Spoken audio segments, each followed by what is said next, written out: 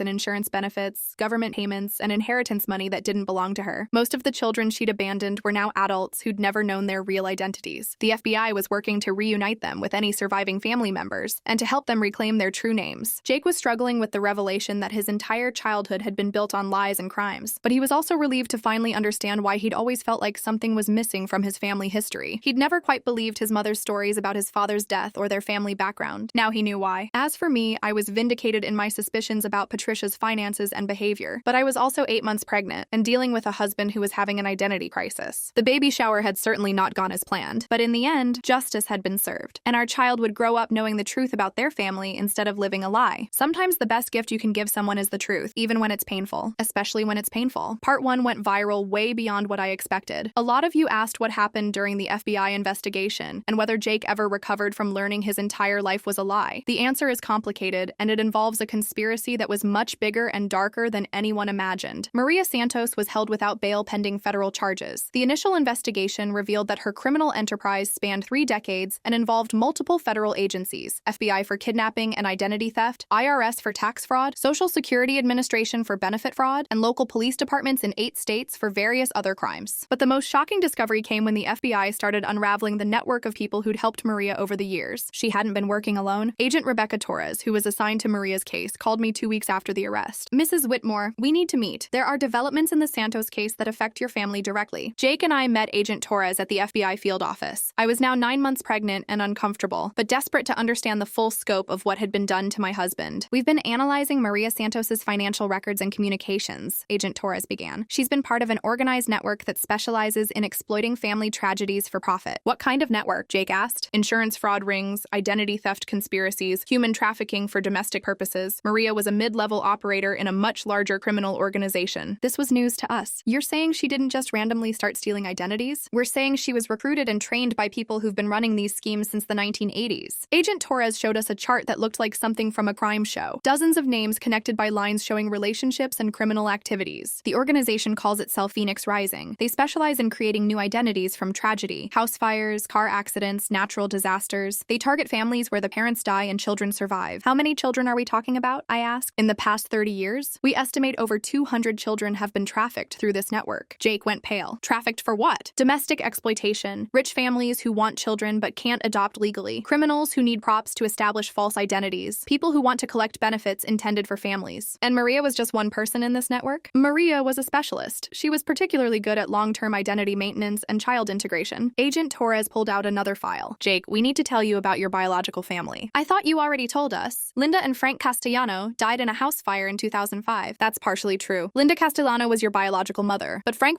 Castellano wasn't your father." This was getting more complicated by the minute. "Your biological father was Vincent Torino?" Jake and I both recognized that name from news reports. Vincent Torino was an organized crime figure who'd been murdered in 2004. "My father was in the mafia?" "Your father was a high-ranking member of the Torino crime family. When he was killed by a rival organization, your mother tried to flee with you. What happened?" "The rival organization found your mother and stepfather. They burned down the house to eliminate any potential threats from Vincent's family line. But I survived." "You survived because Maria Santos was already in the house when the fire started." This was a new detail that changed everything. "What do you mean she was already in the house?" "Maria wasn't just someone who found you in foster care. She was part of the network that was hired to eliminate your family." Jake stood up so fast he knocked over his chair. "Are you saying she killed my parents?" "We're saying she was part of the team sent to kill your family. But instead of killing you, she decided to kidnap you and use you for her own purposes." I felt like I was going to be sick. My mother-in-law hadn't just kidnapped my husband. She'd murdered his parents and then raised him as her own son. Why would she keep me alive? Because a 12-year-old child adds credibility to a false identity. Single mothers get more sympathy, more benefits, and less scrutiny than single women. So she murdered my family and then used me as a prop for 17 years. That's what the evidence suggests. Jake was pacing around the small conference room, trying to process this information. "What about the other children? The ones she abandoned?" "We're working on tracking them down. Many of them were older when she took them, so they might remember their real families." Agent Torres showed us photos of 5 children, 3 boys and 2 girls, ranging in age from 8 to 15 when they disappeared. These children were all taken by Maria between 1995 and 2012. You were her last acquisition. What happened to them? She would keep them for 3 to 5 years to establish her false identity, then abandon them when she moved on to a new identity. Most ended up in foster care with no memory of their real names or families. I studied the photos. One of the boys looked familiar. "Agent Torres, I think I know one of these children." "Which one?" I pointed to a photo of a boy who looked about 10 years old. "This looks like David Marsh. He works at the architecture firm with Jake." Jake looked at the photo more closely. "Holy shit, that does look like David. David's about 28 now, right? He was adopted from foster care when he was 15. "Yeah, he's mentioned that he doesn't remember much much about his life before foster care. Agent Torres made notes. We'll need to speak with Mr. Marsh. If he's one of Maria's victims, he might be able to provide crucial testimony. The next day, Jake brought David to our house. We'd decided to handle this carefully. David had built a good life and might not want to discover that his childhood was built on trauma and lies. David, I said gently, we need to talk to you about something serious. Is everything okay? You sounded upset on the phone. Jake pulled out the FBI photo. David, do you recognize this child? David studied the photo for a long moment. That looks like me. Where did you get this? It's from an FBI investigation. David, do you remember anything about your life before you were 15? Not much. Social services said I was traumatized and had blocked out most of my childhood memories. Do you remember living with a woman named Patricia Whitmore? David's face went completely white. Patricia. Yes. Oh my God, yes. She said she was my aunt. We lived in Ohio, Michigan, somewhere cold. What do you remember about her? She was nice at first, but then she started acting strange, like she was tired of taking care of me. One day she just left me at a social services office and never came back. David, Patricia Whitmore wasn't your aunt. She kidnapped you from your real family when you were 10 years old. David sat down heavily. Kidnapped me? She's been arrested for identity theft, fraud, and kidnapping multiple children over 30 years. What was my real name? We don't know yet. The FBI is working on identifying all of her victims. David was quiet for a long time. I always felt like something was missing, like there were people out there who were looking for me. There probably were. What happens now? Now we work with the FBI to find out who you really are and reunite you with any surviving family members. Over the next month, the FBI investigation expanded rapidly. They found 3 more of Maria's victims living in our area under adopted names. They discovered that Maria had been operating with a team of accomplices who specialized in different aspects of the criminal enterprise. They uncovered evidence that the network had been responsible for dozens of suspicious fires, accidents, and family tragedies over 3 decades. Most importantly, they found evidence that Maria had been planning to expand her operation to include our unborn child. Agent Torres showed us documents found in Maria's house outlining a plan to claim grandparent rights to our baby and eventually kidnap the child to sell to buyers who wanted newborns. She was planning to steal our baby? She was planning to wait until the child was about 6 months old, then create a family emergency that would require her to take temporary custody. What kind of emergency? Probably a fake accident or illness affecting both parents. She'd volunteer to care for the baby during the crisis, then disappear with the child. I was horrified. My instincts about Patricia had been correct. She was dangerous to our family. But learning that she'd murdered Jake's parents and was planning to steal our baby took the situation to a level I hadn't imagined. The trial began 6 months after my son was born. David and I both testified about Maria's behavior and the suspicious circumstances of her false identity. But the most dramatic testimony came from Jake himself. Mrs. Santos, Jake said, addressing Maria directly, I need to ask you some questions. Maria's lawyer objected, but the judge allowed Jake to continue. Did you kill my parents? I did what I was paid to do. Which was what? Eliminate threats to my employers. And then you decided to keep me? I decided you were more useful alive than dead. Useful for what? Establishing credibility for my new identity. So you murdered my family and then used me as a prop for 17 years. I gave you a good life. You got an education, a career, a family. You should be grateful. Jake's composure finally broke. Grateful? You killed my parents and stole my identity, and you think I should be grateful? Your parents were criminals. Your father was a murderer. I saved you from that life. You are a murderer. You killed them. I gave you opportunities you never would have had. You gave me a life built on lies and blood money. The exchange was so intense that the judge had to call a recess. During the break, Jake told me he felt better having confronted Maria directly. I needed to hear her admit what she did, he said. I needed to know that I wasn't crazy for always feeling like something was wrong with our family. Maria was ultimately sentenced to life in prison without parole on charges of murder, kidnapping, identity theft, fraud, and conspiracy. Her accomplices received sentences ranging from 10 to 25 years. The network was completely dismantled, and the FBI estimated that the investigation prevented hundreds of future crimes. But the most meaningful outcome was the reunion of families that had been destroyed by Maria's crimes. David discovered that his real name was Thomas Chen, and he had 2 sisters who'd been searching for him for 18 years. The other victims found surviving family members who'd never stopped looking for them. Jake learned more about his biological parents and discovered that he had relatives in New York who'd always wondered what happened to Vincent Torino's son. As for our family, we decided to keep Jake's chosen name, but add his biological father's name to our son's middle name, Vincent Jake Whitmore Jr. We wanted our son to know the truth about his grandfather, both the criminal and the victim. The Charleston mansion that Maria had been living in was seized by the FBI and sold to pay restitution to her victims. Jake and I used our portion of the restitution money to establish a foundation that helps families locate missing children and reunite with kidnapping victims. 1 year later, Jake and I renewed our wedding vows in a ceremony attended by David, Jake's biological relatives, and the other victims who'd become our extended chosen family. Maria Santos had intended to destroy families and profit from tragedy. Instead, her crimes brought together a group of survivors who'd formed their own family based on shared experience and mutual support. The woman who'd tried to isolate Jake from his real identity had actually led him to discover a larger family than he'd ever known he had. Sometimes justice isn't just about punishment. Sometimes justice is about healing and connection and building something something good from the ashes of something evil. Our son will grow up knowing the truth about his family's complicated history, but he'll also grow up surrounded by people who understand that families can be formed through choice and healing, not just biology and tradition. That's Maria Santos's real legacy, not the crimes she committed, but the family she accidentally created by bringing all her victims together. And that's a legacy we can all live with. 3 months ago, we received a letter from Maria in prison. "I know you hate me," it began, "but I need you to know that keeping Jake alive was the only good thing I ever did. I could have killed him like I was supposed to. Instead, I gave him a life. It wasn't the life he was supposed to have, but it was a life. Take care of your family. Protect them the way I never learned to protect anyone. Maria Santos." Jake and I discussed whether to respond to the letter. We decided not to. Maria had taken enough of our emotional energy over the years, but we did save the letter for our son, in case he ever wants to understand the full complexity of his family's story. The hardest part of this entire experience wasn't the FBI investigation or the trial. It was watching Jake process the fact that every childhood memory he treasured was connected to the woman who'd murdered his real parents. "I loved her," he told me one night while we were feeding our son. "For 17 years, I genuinely loved the woman who killed my family. That's not your fault. But how do I reconcile that? How do I separate the mother who raised me from the murderer who destroyed my real family?" Maybe you don't have to separate them. Maybe you just have to accept that people can be both things simultaneously. That's a horrible way to think about family. It's an honest way to think about family. Jake struggled with this for months. He went to therapy, read books about childhood trauma, tried to understand how children bond with their captors. Eventually, he found peace with the idea that his love for Maria had been real, even if everything else about her was fake. "She was a terrible person who did terrible things," he said, "but she also raised me to be honest, hardworking, and kind. Those qualities came from me, not from her, but she didn't crush them. So in a way, you became a good person despite her, not because of her. Maybe. Or maybe good people can be raised by bad people if they're strong enough to choose their own values." Our son is now 18 months old, and he's growing up surrounded by the most loving, protective family imaginable. His godparents are David and one of the other victims who's become like a sister to Jake. His extended family includes people who understand what it means to have your identity stolen and your family destroyed. He'll never experience the isolation and confusion that his father went through. Last month, we attended the wedding of one of Maria's other victims to a woman he met through our support group. Watching two people who'd been stolen from their families create a new family together was incredibly moving. "Do you think Maria ever imagined this?" I asked Jake as we watched the ceremony. "What, her victims finding happiness? Her victims finding each other, building relationships, creating families? No, I don't think she was capable of imagining that kind of healing. Then we've accomplished something she never could." "What's that?" "We've turned her crimes into something positive. 6 months ago, the FBI contacted us with news about the larger criminal network. They'd arrested the leaders of Phoenix Rising and dismantled the entire organization. Over 50 children had been reunited with their families. More than $20 million